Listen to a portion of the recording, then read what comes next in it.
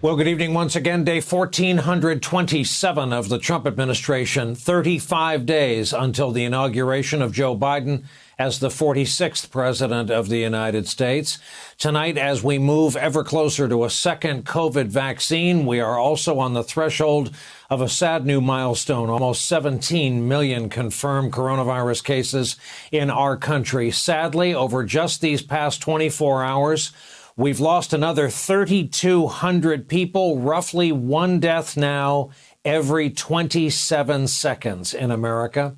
The onslaught of the virus has hospitals in this nation under siege as coronavirus admissions are reaching new record levels. Consider this, exactly 6 months ago today, in an op-ed piece for the Wall Street Journal, do you remember? Vice President Mike Pence downplayed what was then the summer surge, as we referred to it, back when medical experts were warning everyone of the risks of not getting the virus under control. Here's what Pence wrote back then, and we quote, "The media has tried to scare the American people every step of the way, and these grim predictions of a second wave are no different. The truth is, whatever the media says, our whole of America approach has been a success. We've slowed the spread, we've cared for the most vulnerable, we've saved lives, and we've created a solid foundation for whatever challenges we may face in the future." Just a reminder, Mike Pence chairs the Coronavirus Task Force.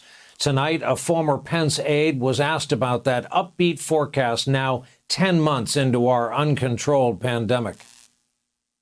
I was involved in that op-ed. I was tasked to work on it, and I was told to work on it with another staffer who struggled with me to figure out how we were going to do this when we were watching rising cases. And we did push back, but we were overruled by the vice president's chief of staff, who really wanted this published. Now a bit of good news, and that starts tomorrow with an FDA advisory committee meeting to consider the Moderna vaccine for emergency authorization, just like the Pfizer version.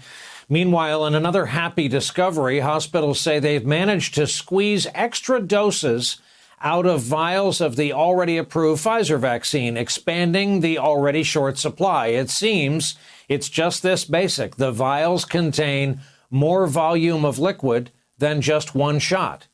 One of those Pfizer doses will be going to Joe Biden soon. A transition official tells NBC News he'll get his vaccine sometime early next week. I want to make sure that we demonstrate to the American people that it is safe to take. When I do it, I'll do it publicly, and so you all can actually witness my getting it done. Mike Pence will get his vaccination on television on Friday. Today, we learn more disturbing details about the mismanagement of this pandemic.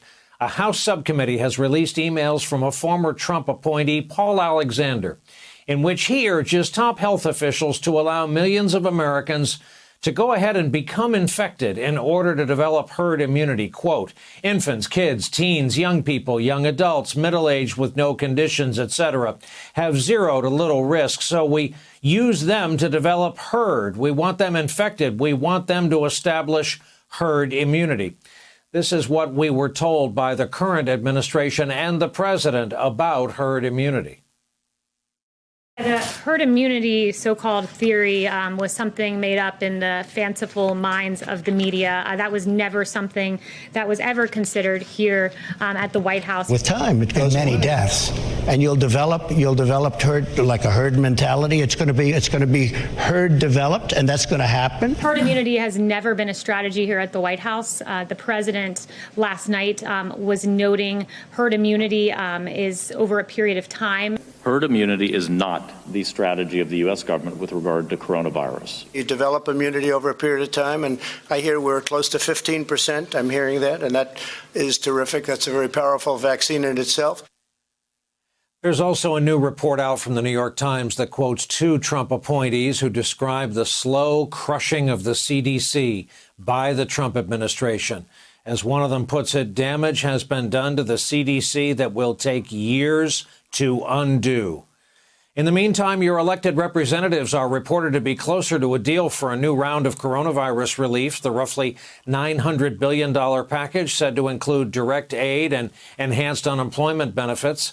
Tonight, the lame duck president remains holed up in the White House. This afternoon, he did manage to hold his 25th cabinet meeting of his presidency, closed to the press this time, and without several key officials from the Justice, Defense, and Intelligence agencies. There were a couple empty seats.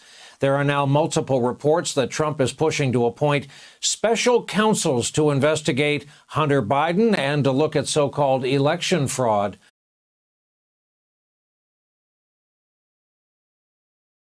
Hey there, I'm Chris Hayes from MSNBC. Thanks for watching MSNBC on YouTube. If you want to keep up to date with the videos we're putting out, you can click subscribe just below me or click over on this list to see lots of other great videos.